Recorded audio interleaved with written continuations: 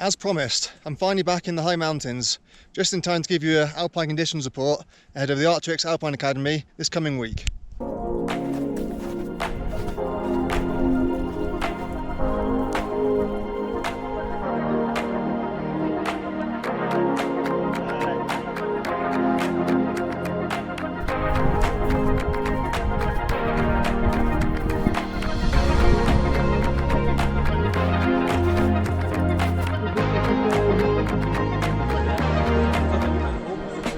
For those of you who've been living in the cave for the last week or so, it's been incredibly hot here in Europe. Temperature records have been broken right across the continent. I don't think officially any records fell here in Chamonix, but it's still been really hot. Freezing levels have been consistently up around 4,500 metres, so there's been virtually no overnight refreeze anywhere. That's been exacerbated by the fact that there's been thunderstorms virtually every day, so there's been cloud cover into the evening, which has limited the evaporative cooling effects. So all in all, the high mountains have taken an absolute battering. Even all the way up here at nearly 3,800 metres, anything exposed to the strong alpine sun on the south and east facing slopes is incredibly dry, incredibly bare. This is the upper ice field from the Guy de Midi, and it is just black ice, or rather brown ice. It's incredibly filthy.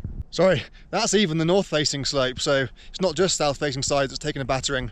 But as for the conditions coming up and down the arete itself, it is actually relatively friendly. There's no black ice exposed on the ridge crest yet, and the snow's so soft that I'm up here in soft walking boots and flexible crampons. I've had no issue coming down that. It's highly exposed. It's pretty scary if you're not used to it, but it's also pretty friendly right now. There's a really deep trench along it, so you don't need to be too concerned just yet with the conditions of the arete. Likewise, this upper part of the Col de Midi, the glacier still is pretty well filled in. The Bergschrund down there is slowly starting to opening up, but it's not problematic yet. But of course, you need to be aware that any snow bridges are going to be incredibly weak, incredibly soft. So even though it still looks pretty safe, it's not safe. You do still need to be careful.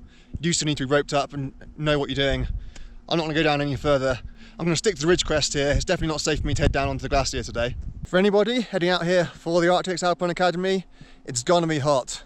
Technically, the heat wave has passed. At least today and tomorrow, it is slightly cooler by about maybe 3 or 4 degrees, but by the time the Alpine Academy comes back around again on Wednesday, Thursday, Friday, temperatures are going right back up again.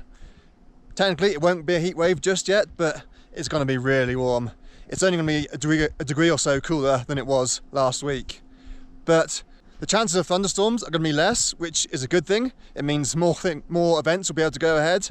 You're not going to get wet, but that does also mean that there's going to be less cloud cover. So actually, if you're on the mountain, it's probably going to feel even hotter because you'll be exposed to the sun even longer. During the peak of this heat wave, the clouds have been building from basically early afternoon. So by 2 or 3 o'clock in the high mountains, you've had some cloud cover, you had some shade from the really strong June and July sun.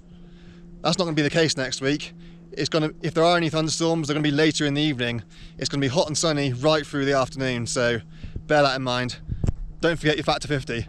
It's worth remembering that the panoramic lift across from the Guy de Midi to Hellbrighton and back is still closed until at least mid-July.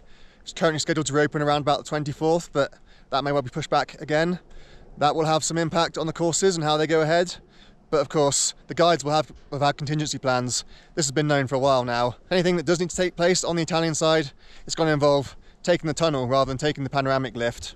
Another thing to be aware of that might impact some of the courses is that the staff at the Mont-de-Mer train and gondola down onto Mer de Glace are going on strike indefinitely from the 3rd of July, and this is France. You can expect it to cause quite a lot of disruption. It's unlikely to be resolved very quickly. So that does mean it's going to be very difficult to get onto the Mer de Glace, though again, any things like beginner ice climbing courses which were anticipating taking place on the Mer de Glace, that probably won't be able to happen down there now, at least not from the 3rd onwards. And bear that in mind if you've got plans to head up into the Chaux sector, or the Cuvicle sector, Chapeur sector, etc. Anything that involves approaching up the Mer de Glace, you just have to walk up from the valley. It's not a huge deal, it adds about an extra hour to hour and a half to your day. Yeah, it's going to be hot, hard work, but if you're walking 4 or 5 hours up the glacier anyway, what's another hour to your day? Just start earlier, take it slowly, bring more water.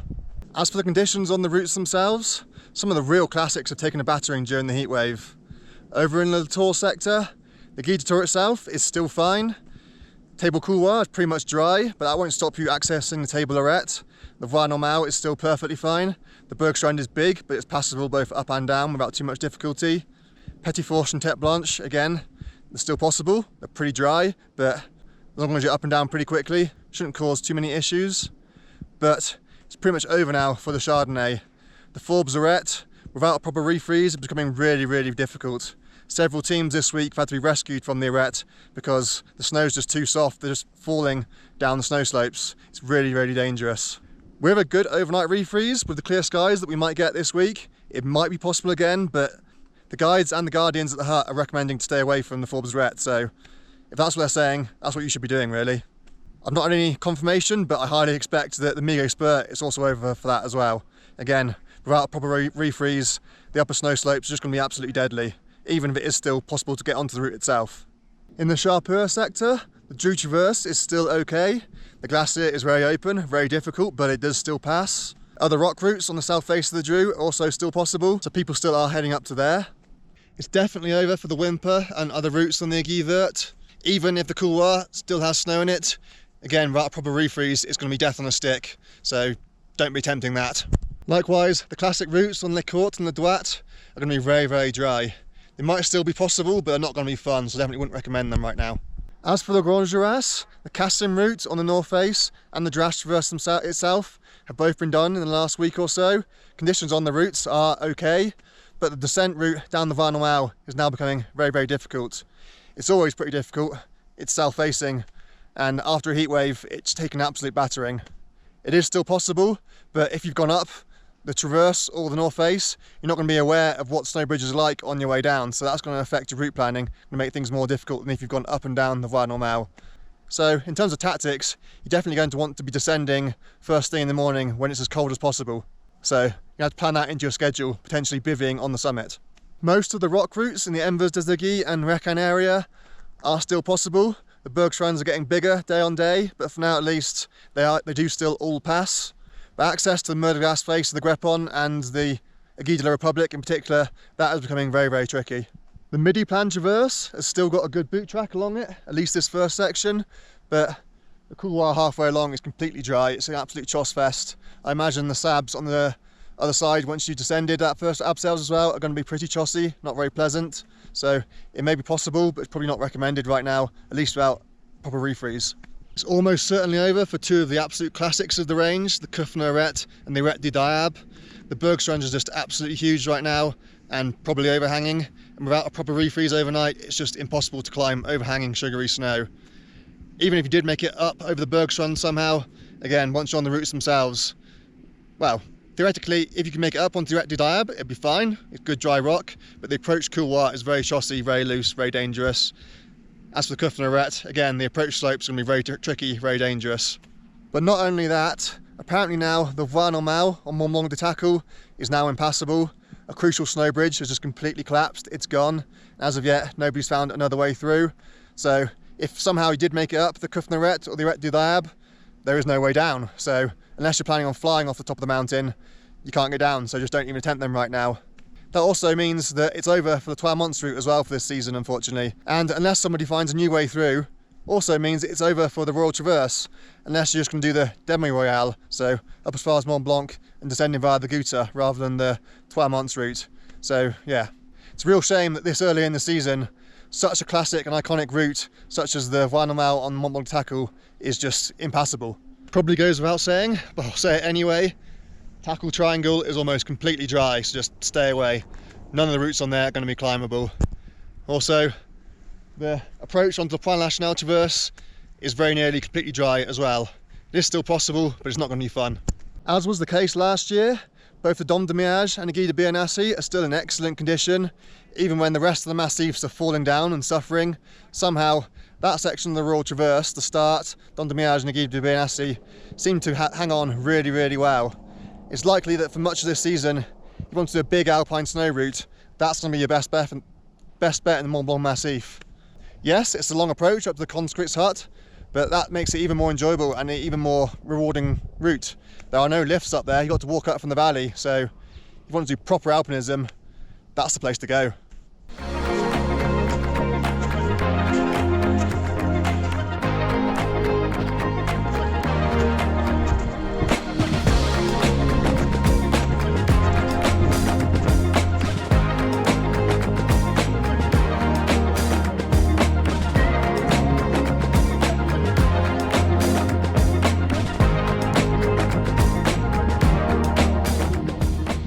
It is still possible, just about, to do Mont Blanc via the Grand Mulets. The hut is still open, La Jonction still passes, again, just about. But conditions on the Boston Glacier are deteriorating day on day.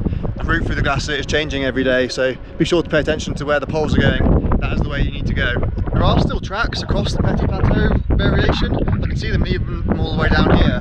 But you have to be crazy to doing that this time of year. Doing it on skis is one thing, where you've got more chance of being able to outrun and slack, but doing it on foot in summer is just suicide, so I would not recommend that. The way to go is via the North Ridge, the Dom de Gouta. That's already got a couple of sections of bare ice, the second of which is pretty long, so the guides and the hut guardian are currently recommending you carry 2 axes if going via the Grand Mulets. It must be over for the Friendo Spur now. The approach to the route up the snow apron is looking very chossy.